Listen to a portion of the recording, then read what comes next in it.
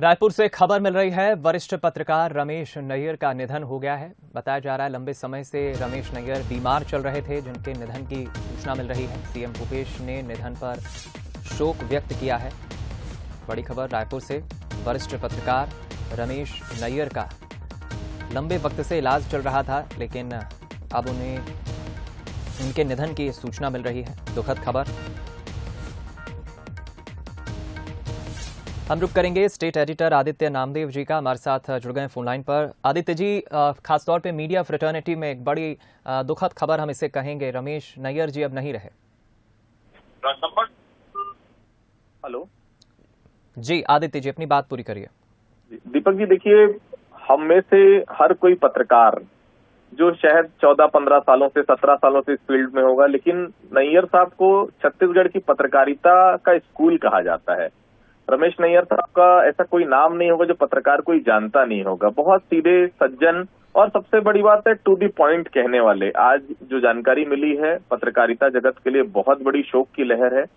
उनको लगभग 3 दिनों से उन्होंने खाना पीना छोड़ दिया था, बेड रेस्ट पे थे, और कहीं ना कहीं ये बात सामने आ रही कि धीरे धीरे सांस जो है उनकी साथ देना बंद कर दी थी, और आज लगभग दोपहर में उनका निधन हो गया। उनके जो बेटे हैं उन्होंने इस बात की पुष्टि की है। मुख्यमंत्री भूपेश बघेल ने भी देखिए उन्हें श्रद्धांजलि व्यक्त की है, गहरा शोक व्यक्त किया है। राष्ट्रीय स्तर पर देखिए छत्तीसगढ़ का एक पैमाना उन्होंने बनाया था, प्रतिमान कई स्थापित किए उन्होंने। सबसे बड़ी बात है कि रमेश नैयर साहब अपने आप में, मैंने कहा कि पत्रकारिता का पूरे आप समझ लीजिए यूनिवर्सिटी थे। आज जितने लोग भी उनके साथ काम किए हैं वो सभी जानते हैं पत्रकार मतलब रमेश नैयर साहब। दिल्ली में भी उन्होंने काफी लंबे समय तक काम किया। हम लोगों से भी जब भी मिलने का मौका मिला उनको, तो उन्होंने हर दिन कुछ न कुछ सिखाया, और ये साफ तौर पर ये कहते थे, मुझे बहुत अच्छे से याद है, कि अब रिपोर्टर्स नहीं, शार्प शूटर्स चाहिए, ये कहना था रमेश नैयर साहब का। तो देखिए, अलग तरह की पत्रकारिता के लिए रमेश नैयर साहब जाने जाते हैं। बहुत गहरी क्षति है पूरे छत्तीसगढ़ के लिए उनका निधन होना।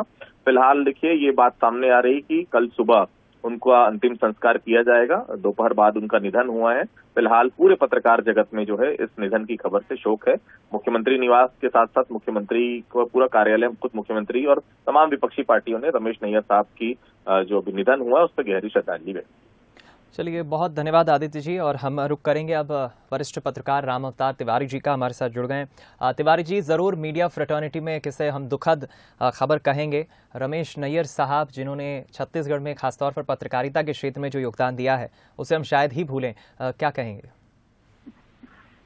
रमेश नैयर जी पत्रकारिता के आधार स्तंभ माने जाते हैं छत्तीसगढ़ के।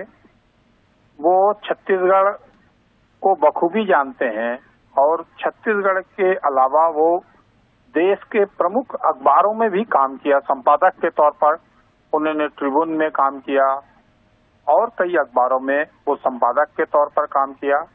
अंग्रेजी अखबारों में भी काम किया, हिंदी अखबारों में भी काम किया।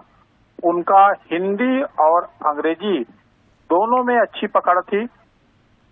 लेखक थे, साहित्यकार थे, पत्रकार थे, एक जीवंत आदमी थे, एक मानवीय गुणों से भरा हुआ पत्रकार थे। खलीस पत्रकार जिनको कहा जाता है, जो हर समय लिखने, पढ़ने, मानवीय सोच, समाज के अंतिम व्यक्ति के बारे में सोचना, और एक स्वच्छ निर्मल हृदय के व्यक्ति थे। बहुत शांत, सरल, सौम्य।